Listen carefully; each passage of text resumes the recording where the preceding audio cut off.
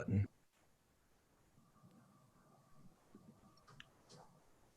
Good afternoon, everyone, and thank you for joining us on our second live stream to help answer questions about the spread of the COVID-19 virus in our mountain towns and communities. Today we're going to look at the economic impacts of the outbreak for small businesses in our rural towns, as well as the broader picture. My name is David Krause. I'm the editor of the Aspen Times, and I lead the group of editors for Swift Communications, which has publications in Colorado, Utah, and California.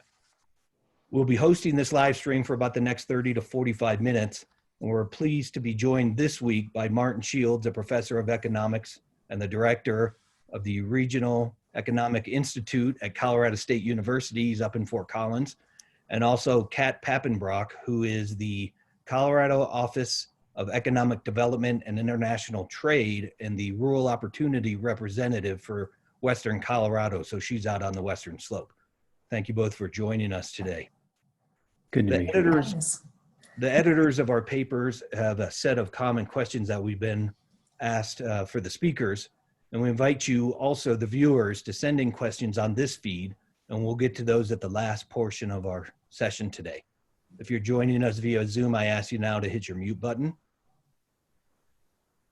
And now I'd like to quickly introduce the editors in each of our communities that we serve at Swift. Lisa Schlickman is in Steamboat at the Pilot and Today. Nate Peterson is at the Vail Daily. Nicole Miller is at the Summit Daily News. Peter Bowman's at the Glenwood Springs Post Independent. Eli Pace is up at the Sky High News that serves Grand County. Josh Carney is at the Craig Press. Kyle Mills is in Rifle at the Citizen Telegram. And then over in Utah, we have Bubba Brown at the Park Record in Park City, Utah. And in California, we have Brian Hamilton at the Sierra Sun and Grass Valley Union, and also Bill Rozak at the Tahoe Tribune. Working our way over to the plains, some of our agricultural publications include the editors, Carrie Statham and Mariah Wormer at the Tri-State Livestock News and Farm Rancher Exchange. And then also we are going to post this live on all of our websites that I just mentioned and to our social media accounts. So we will be having this available for people to share. With that, I'd like to turn over the conversation to Kelly Gary Agnew, who is our marketing strategist for Swift Communications and has been working with our editors on this project and with the panelists. So Kelly, go ahead. Thanks, Dave. So real quick, I just want to give our panelists a chance to introduce themselves and talk briefly about their areas of expertise. So first up is Martin Shields from Colorado State University. Hi, thanks. Professor of economics at Colorado State University, have kind of an interest in labor markets and economic growth in regions across Colorado primarily, but small and mid-sized cities across the country, and really interested in this experiment that we have going on right now. Great, thanks Martin, thanks for being here. And our other panelist is Kat Papenbrock with the Colorado Office of Economic Development and International Trade. Yeah, hi everybody. So within OEDIT, we'll just keep that one short, that's our acronym. I'm the Rural Opportunity Representative for Western Colorado, which means that I'm kind of an on-the-ground resource for our communities and especially our small businesses to connect with the resources that we have at OEDIT. Started that job just a little over 5 months ago there are 3 of us across the state. There used to just be 1 or 2 in the downtown Denver office, and I'm really pleased to get to work on the ground for our communities, even though we're certainly in unprecedented times right now, and just working to make sure that we get our businesses and communities connected with the best resources we can. Great, thanks Kat, thanks for being here. So like Dave mentioned, we've prepared a couple of series of questions that we think are hopefully relevant and interesting, things that we've been hearing across the newsrooms and markets that we work in. But please pop in your questions to the live feed as well, and we'll address as many of those as we can towards the end. So first up, maybe I'd like to hear from each of you a little bit on this initial question, which is why has this outbreak been so devastating economically, both kind of on a macro scale and then on a local or smaller scale? Martin, you want to start us off here? Sure. This is, it's been so fast, right? And it's been something that both on the supply side of the economy and the demand side of the economy, we have governors and others are just saying, don't go outside, don't go to work. And it's been happening essentially overnight. And when you shut down a $20 trillion economy, you shut down huge portions of it, like retail and the lodging and all those sectors, you shut them down essentially overnight. That has a big impact. Most of our other recessions, you kind of slide into a little bit. This one has just been so quick and with so much uncertainty as well. That makes sense. Kat, what do you want to add to that one? Yeah, and from my end, I mean, let's look at our normal definition of a disaster, right? It tends to be localized or regionalized. It tends to be a physical event that you can see, right? We've never seen something that's impacted every single person almost across the world, almost at the same time, that speed factor that Martin talked about, right? It's this invisible thing, but it has a very real human impact, either to the health as well as to just the human capacity to respond, right? All of our systems that we have in place were based on sort of localized events, never having everything happen all at once at the same time. Yeah, that makes a lot of sense. Kind of that overnight almost effect that we've seen and some of the drastic things that have happened as a result of that. Next one, I think, is for you, Martin, maybe kind of you spoke to this a little bit, but giving a little historical context. I mean, what do economists look at in a situation like this? How do you kind of try to apply a framework that's maybe historical to try to help us understand the phenomenon we're experiencing currently? Yeah, it feels unprecedented in some respects. Even, the one in our lifetime, the Great Recession in 2008, we saw the financial markets melt down, and that happened relatively quickly. But the ripple or the waves of it kind of took a little bit of time to get through the economy. We didn't really have peak unemployment until almost 2 years after it. The Great Depression, very, very different effect. The banks did the wrong thing, and there's a lot of history there.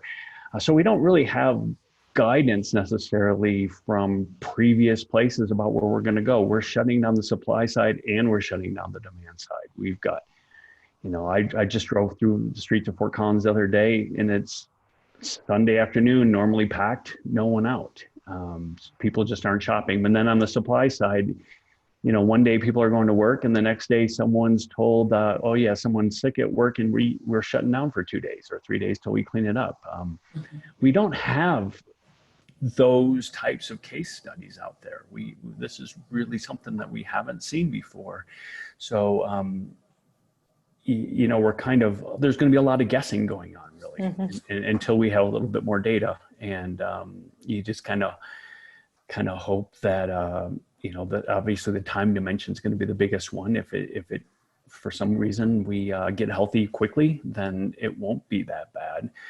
But if it drags out and people are sick for a long time and people are worried about getting sick for a long time, then it could be something that we just don't see an end to in the near future.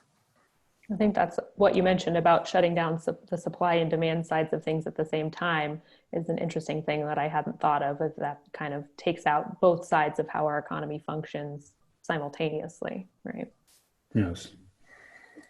All right, so obviously there's a lot of talk right now about what can be done with stimulus, both at the federal, state, local levels.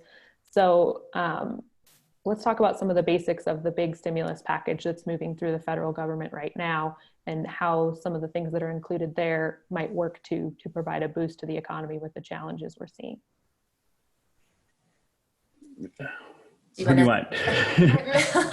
Jump in, whoever. Kat, go ahead, Kat. Sorry, I just needed to pull up my resource piece on that here really quickly. Pardon me. Yeah, for sure. That didn't make it over into my Q&A. Sorry for not being prepared on that. No worries. But just as a caveat first, this isn't, as far as the federal stimulus package goes, it still needs to go through the House, and it still certainly needs to be signed by the president as well. So just need to make sure that is clarified. Sorry, I had it up a second ago, and then I had to move it. You're good. That's the fun of doing it live. It is. Thank goodness we still have internet. So thank you. Yeah. Thank you, service providers.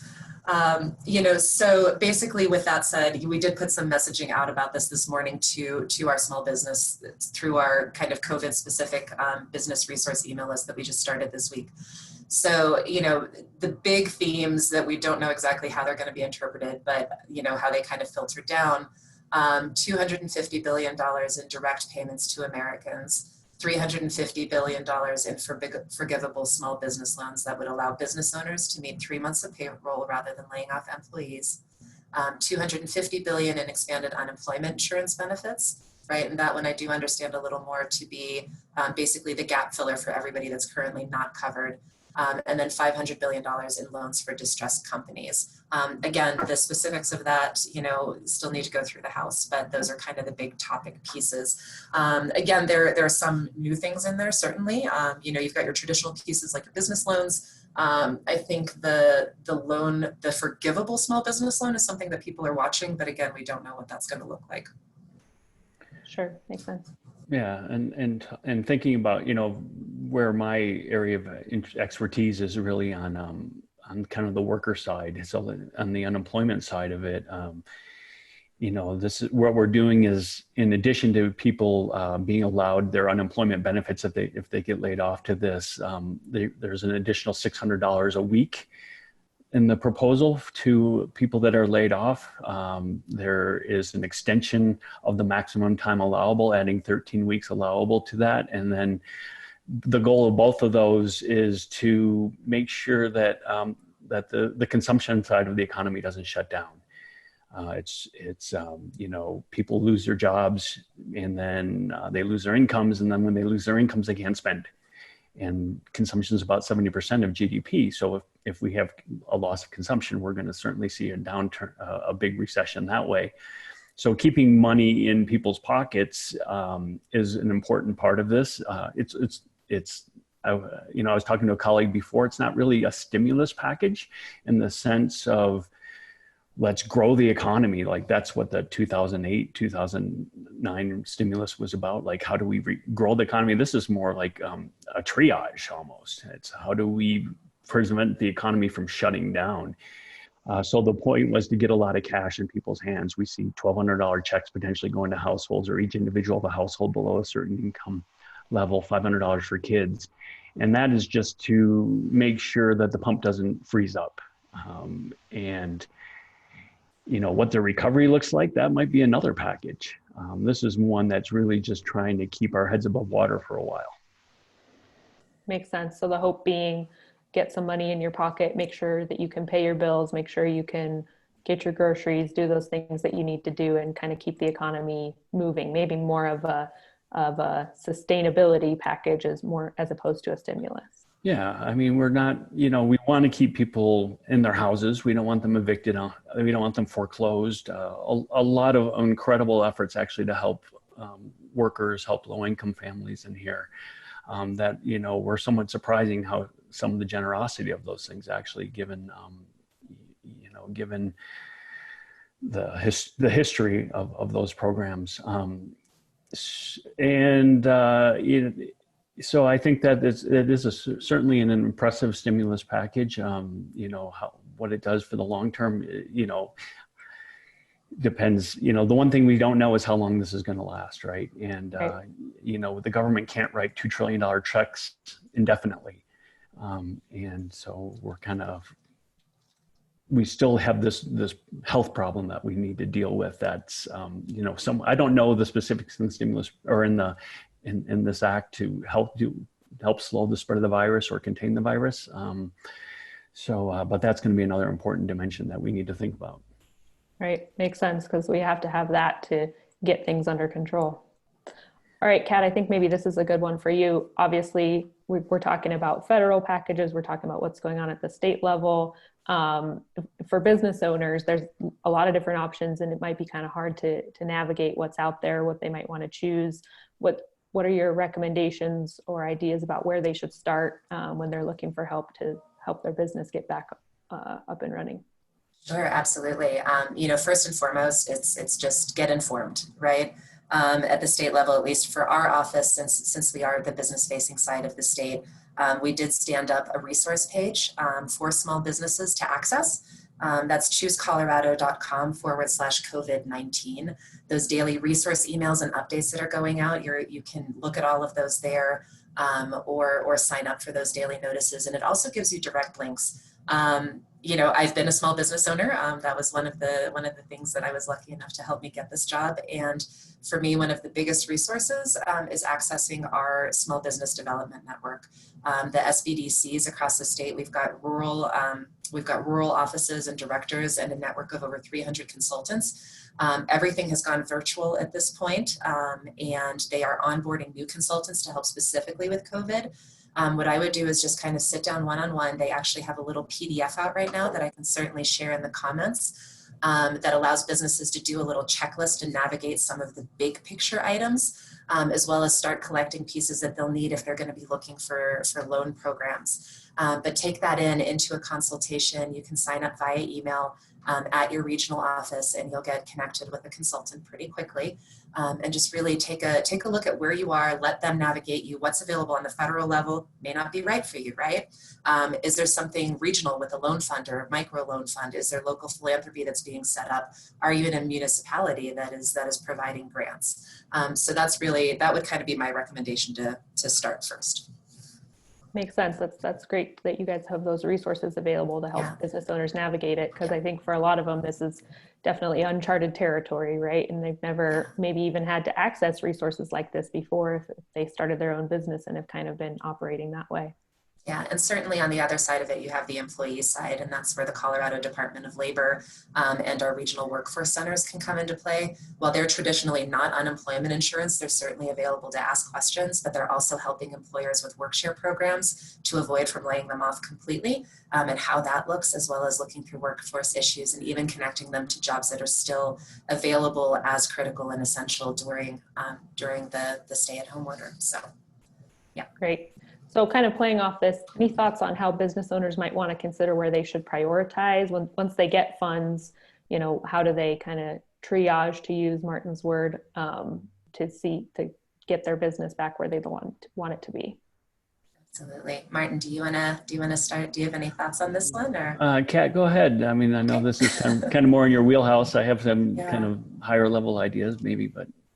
Yeah, so really just from the small business perspective, and again, you know, this is where the SBDC really, really excels. You know, but even before spending funds, you need to look at where you are right now. You know, what can you do right now to extend your available cash flow, right? You know, there have been some definite executive orders put into place, especially for residents, that are, you know, basically asking for grace periods for foreclosures and evictions. Well, as a small business owner, you can certainly advocate for yourself, talk with all of your vendors, talk with your lenders, you know, ask for basically those same terms. Everybody knows that everybody's in the same boat. You know, while there isn't a blanket statement that requires everybody to do everything, what we're hearing on the street from small businesses coming back, that when they do reach out, people are willing to work. Everybody understands that this isn't a lack of intent to pay, it's just everything shutting down, right? And so really what you want to do is almost set up, if you can, like a little cash flow worksheet, right? And so you look at where you are now, what can you do, if possible, to extend 30, 60, 90 days? What do you need to push off? What calls do you need to make? What paperwork do you need to pull together to apply for loans? And then if stuff comes down the pike, whether it's out of the federal stimulus package or a grant that you get or a loan, how would that change your cash flow? And how does that help you also, on the other side of this, get prepared for when you come out of it? Makes sense. Yeah, and I said a little bit of a higher level. You know, one of the things that employers, I mean, I don't need to tell businesses how to run their business, but let's think about our workers a little bit in the sense of, you know, we don't want to lose, most businesses don't want to lose their workers, especially, you know, no one likes to lay off workers, their personal connections and their own little communities. But it's really sometimes hard to replace workers. And to the extent to which you can, and expensive to replace workers as well. And to the extent to which you can continue to support your employees in some way, so that they feel part of this, and I know it will be a shared sacrifice, but to the extent to which employers can feel like they're an important part of the business, or the employees can feel like they're an important part of the business. Building that kind of loyalty when it does come back, you might not have to go and look for a bunch of workers. You might have not lost your workers, or they're the ones that are, you just say you value them. I'm sorry that we might have to let you go, but gosh, you were so important. And when things get back, we would love to have you come back. It is really that type of relationship that might save them a lot of headache in terms of trying to restaff completely with a whole bunch of unknown workers.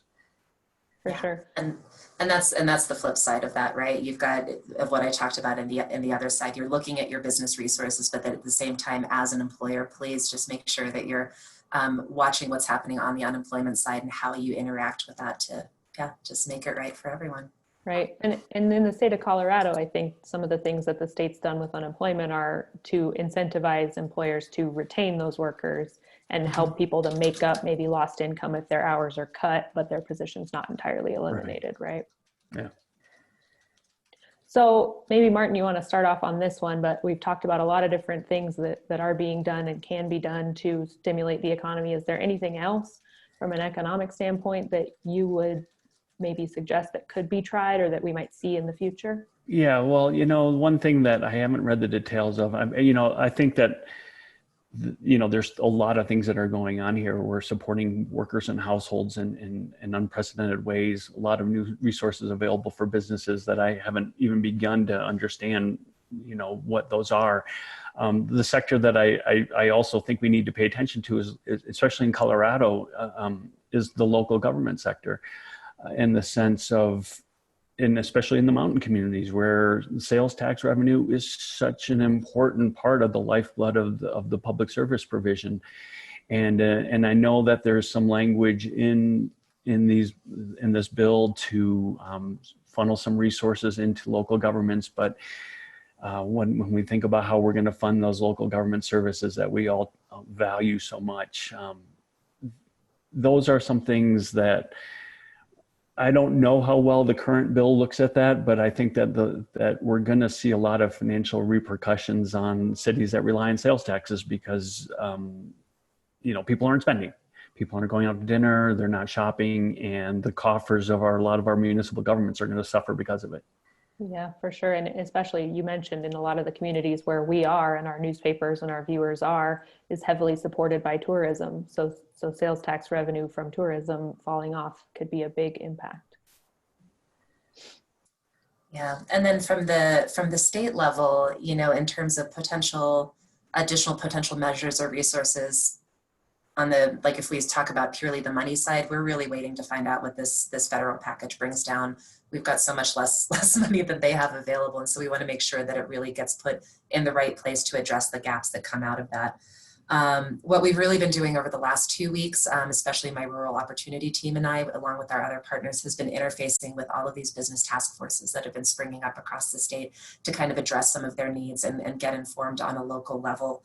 And there's some really creative solutions coming out of there. Again, it has to do with the specific ability and position of the community, right? On the municipal side, on the local business side, they're filling their own supply chain gaps. We actually have a partnership with Manufacturers Edge to help that, and then also help some of the local manufacturers lead up into this larger PPE effort that's happening for local production.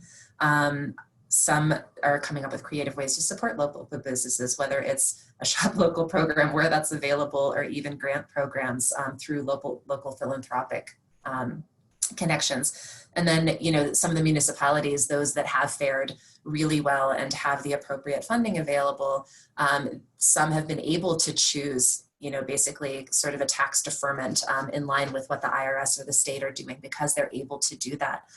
Some are looking at if they administer loan funds to do deferral programs on those so that there's basically a 90-day grace period. there are some that are looking at local grant programs where that's available. So people are being creative, and one of the pieces we've been trying to do is kind of connect those efforts into larger regional conversations so that people can really share what's working best for them on the ground while these other resource pieces come online. Of course, you have national entities. We, through my office, we're really trying to track what those alternative funding sources are. But as you guys know, that's changing every single day. And one thing may come online, one thing may already be done. And so we're hoping within the next week or so to be able to kind of start advertising those that exist or through that SBDC link that we do have on the website. Additionally, this is where we kind of are working collaboratively internally with our other departments, like the Department of Local Affairs that really works with those local municipalities, and Colorado Department of Labor and Employment, and even our Homeland Security team at the state that's overseeing emergency management, just to make sure that as we're reacting to these things and planning forward, we're doing that in line with each other so we're not wasting things. And then, of course, as we kind of move forward as well, as we're looking at that longer term issue, those things are not defined yet, but we at least have that Governor's Economic Stabilization and Growth Council that's now been pulled together, and our director, Betsy Markey, is serving on there with the director, Federico Pena, to kind of start looking at that and what those strategic pieces can be. So we're always listening. I'm your kind of, what would you call that, connector back up the chain as far as policy issues at the state level go, and issues that need to be addressed. So that's one thing that we're taking really seriously, to make sure that those are all being tracked and brought up further to the decision makers. Sure, makes sense. That's a lot that you just mentioned of all the hard work that's going on. It's a lot of coordination, and that's pretty impressive and exciting that you guys are working on that. I think that'll help a lot of people connect with what they need. But you're right. I mean, we're experiencing that as a local news organization, just with things changing and shifting every day. And, our audience is coming to us with questions about what resources are available, how things are changing, and it's hard to stay on top of all of those changes for everybody. All right. What are some of the concerns, maybe specifically relating to rural areas, maybe specifically relating to just small businesses, and some of the strategies we might want to see in place to address that specifically? Well, I'm thinking about, the rural areas. One of the constraints that's actually being addressed in the bill a little bit is we're on this great teleconference, right? And we have the ability to telecommute, and the extent to which infrastructure, broadband infrastructure, and others are not developed as well in rural areas, and puts some of these places at a disadvantage relative to more urbanized areas with better internet connections or whatever. We're worried about that. Worried about the extent to which that these places that are already lagging a little bit on technology will lose out because of that lagging, right? So the extent to which this is an opportunity maybe to invest in rural broadband, rural telecommunications infrastructure, that might not help in a week or two, but it could help in 6 months or something like that, and in the long term. And then just the overall workforce. There's a lot of people in rural areas that work in, say, the manufacturing sector, that maybe there's some supply chain impacts that come up, or maybe someone gets sick at work, and the need to be in a manufacturing facility, maybe because someone's sick, that facility has to shut down for a few days, and that might be a bigger part of a local economy than it would be somewhere along the Front Range. So you worry about what might be small on the Front Range to be really pretty big in some rural community, that having one 50-person manufacturing shop shut down for any length of time, either because it's on part of a supply chain that's shutting down, or because someone is sick at work. Those can have huge implications for rural areas. Makes sense. And in a lot of our communities, hospitality and tourism, again, shutting down similarly, that's right. a huge loss of jobs that kind of disproportionately affecting those communities that we're in. Yeah, and honestly, Martin pretty much covered what I was going to talk about with that technology gap. In Colorado, geography is real, and so is access to communications infrastructure. And that's something that, you know, I think I answered part of this in my prior answer. I didn't realize I kind of combined the two questions there. But, you know, in trying to set up this kind of regional rural network for businesses to share, that's something that we're really trying to consider and are looking for some creative solutions to overcome. You know, it can't just be purely, you know, a Zoom webinar. You need to have some other options to allow people to get their questions, answers, and resources met, because they may just not have access to it. You know, there's some great things that have been stood up across the state by, you know, your internet service providers, your local service providers, to provide, you know, free internet to households with students, for example. But you know, that's still fragmented. What may be working in the Front Range, it may be a different provider. And so we're just encouraging them to talk to that and see what the barriers are to kind of get them connected in those senses, and, you know, just help where we can. Yeah, I'm glad you guys brought that up about technological challenges, because I hadn't really thought of that. And that's a big one with so many people not going into work. The higher requirements on having that access is really important. All right, that's our preset questions. So Dave, what do you got for audience questions that you want to throw out? Have you pulled some? I've got a few. Thanks, Kelly, Kat, and Martin. I really appreciate it. We've getting a few questions from the viewers, like you said, so I'll kind of go through those now. If you did submit a question and we can't get to it today, we'll try to follow up with you. If we don't get an answer or you don't hear back from us, let us know, ping us again, but we'll try to follow up with all the questions that we get through here. Martin, I think I'll throw this one out here to you first. It feels like it's in your wheelhouse, and I'm going to read it as exactly as I can because it's very economical. All right. How is the basic credit creation and clearing going to be affected when so much is getting backed even to companies who spend billions of free cash flow on shared buybacks? So I guess it's about shared buybacks and all of it. I know there was conversation about that in Congress. Okay, so you know, I have not had a chance to go through the particulars of the bill. I'm wondering if the question is asking, you know, how do we know that the money is going that is put into corporations and others that actually gets, you know, to the communities or to the employees, as opposed to the companies maybe hoarding cash or using it to buy back their own shares, which, you know, was something we saw in the last tax bill. Was a lot of, you know, the corporations would take the money and then they'd buy back their shares. And I think there's concern that the money not be used that way. I think there's some provisions written into that prohibit the use of funding in that particular way. The way how that's enforced, you know, is an interesting question.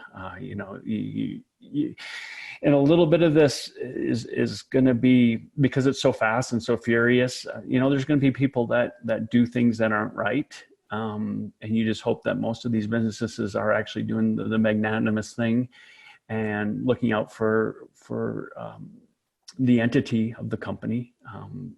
Yeah. But I think there will be some provisions in the law to make sure that it's not being used for buybacks. But I don't know specifically how that will be done. Yeah, and I guess I should have prefaced that I was trying to keep it tighter. Tom, the viewer who sent it, asked, is it too much faith to put the ability of monetary policy into keeping the ship from sinking? So kind of based on there's I mean, the monetary policy side and the fiscal side of it. The monetary policy side is the Federal Reserve Bank, and they're doing everything they can, and unprecedented actions even beyond what was done in 2008 to keep the ship afloat. And then the fiscal policy on the Congress and the president's side. You know, if you pull open a macroeconomics textbook, you are going to see both of these tools, and we're seeing them applied to their extreme. Yeah, I was actually in college on Monday in my macroeconomics class on Black Monday back in whatever year that would have been, back in the late 80s, early 90s. In 87 or 88. So another, and I don't know if either one of you want to address this. We are hearing a lot of this about retirement plans or 401k plans right now. Should people adjust those? Should they keep the ship? I know that's a big financial, personal financial piece, but do either of you have any thoughts on that? Yeah, I'm really not even qualified to touch that question. That's going to be a very personal decision for folks. Yeah. Yeah. Talk to their financial advisors. If they don't have a financial advisor, which a lot of them do, or don't, you're going to have to read a little bit, but, I think if you're younger, there's still, historically we see these things bounce back. The ones that I worry about are people that, have kids that are going off to college, like this guy right here, myself, Right. And people near the retirement age who maybe weren't as, we're still somewhat heavily into equities. The lesson we're going to have is that we don't really know what to do here in this instance. I don't know if it's going up or down, but it is a chance for us to be a little bit more attentive maybe to our portfolios with the knowledge that sometimes stocks go up and unfortunately sometimes they go down substantially, and to stay on top of that, and especially with respect to how close you are to retirement. Right. It's a sad and hard lesson to learn sometimes, but I hope people are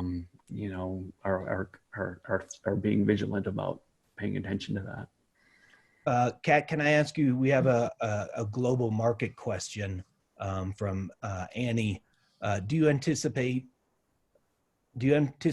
investor confidence to stay strong through this Fed up, or as unemployment numbers increase, begin to negate gains and confidence in the global market?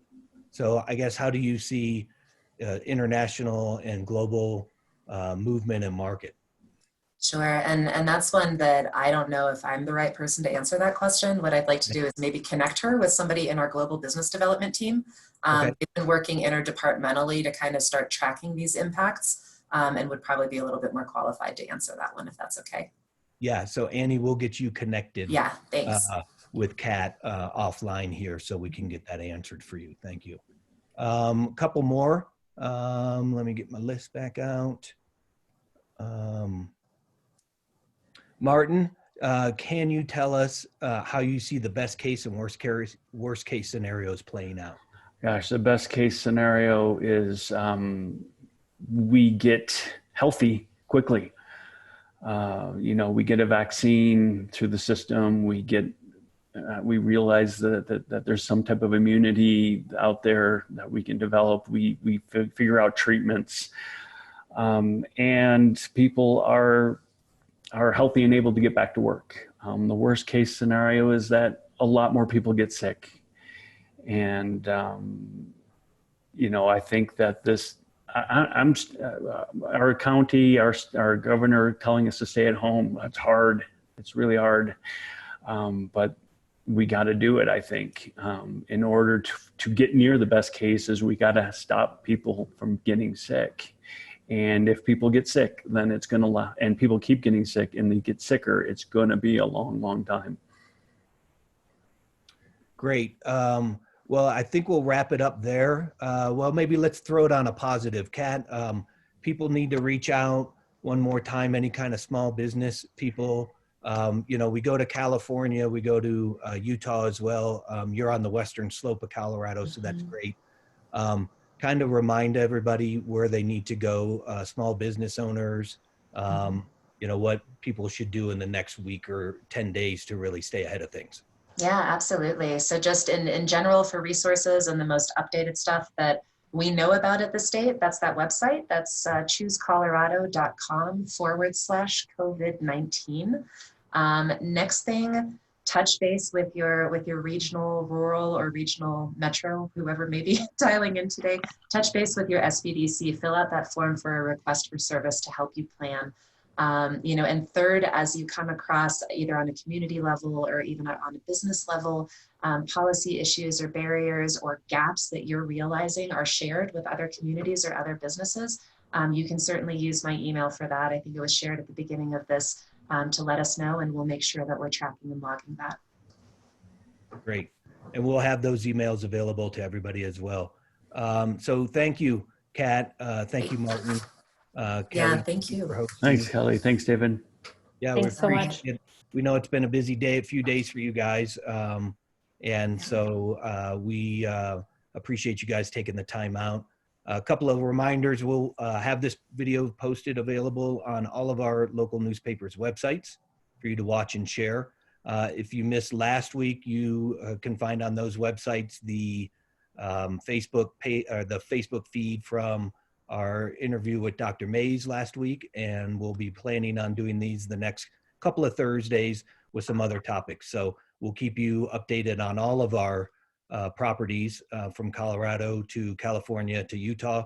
So thank you everybody for joining us. My name's David Kraus, editor of the Aspen Times, along with Kelly Agnew-Geary from Swift Communications. We appreciate your time today, and make it a good Thursday. Thank you.